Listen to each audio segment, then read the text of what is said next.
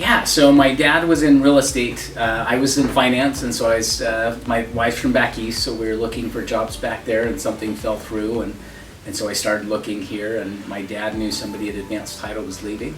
I had bought a house. I had no idea what title companies did at that point, but Gifford Baugh, who's the manager of this office, was an old friend, somebody I went to school with, so I went and talked to him and decided I was going to try it, and I've liked it. I've been here ever since. Yeah, so I think the emphasis here is just customer service. I think we're very oriented towards that with our clients, both realtors and lenders.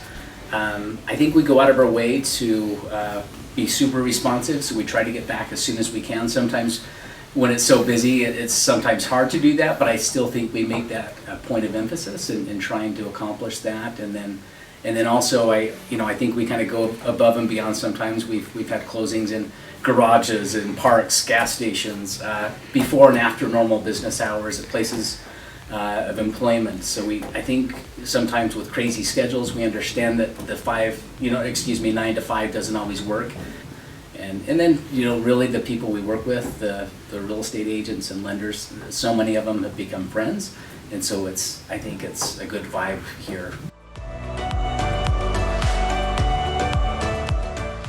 Yeah, and I think the most important thing when I think of issues coming about is when, say mom or dad, they're out of town or they're not able to sign because of old age or something, and then one of the kids says, hey, I've got power of attorney for mom and dad, and they don't really know the details of what is needed for something like that. If it's in a trust or an LLC, there's certain powers and authority given in those things that allow certain people to sign. So I think sometimes they go ahead and they sign contracts, and then they realize, oh man, we got to get 5 other siblings to sign off on this, and they're in different locations. And so I say when you're selling a property, that's probably one of the biggest things that comes to my mind is, making sure you know who has authority to sign for the sale of the property.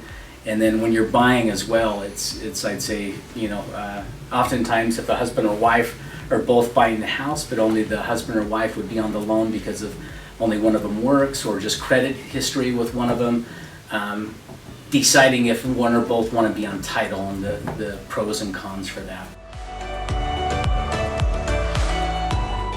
Yeah, so I think we've had a few weird ones, but I'd say one of the ones that stands out most is the fact that we had one, it was a refinance. They had to sign on a certain day, and they were leaving the country.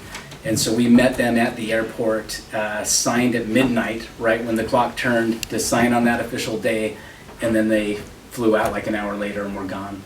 So I'd say that's one of the most unique ones that we've had is signing at the airport at midnight to meet the requirements.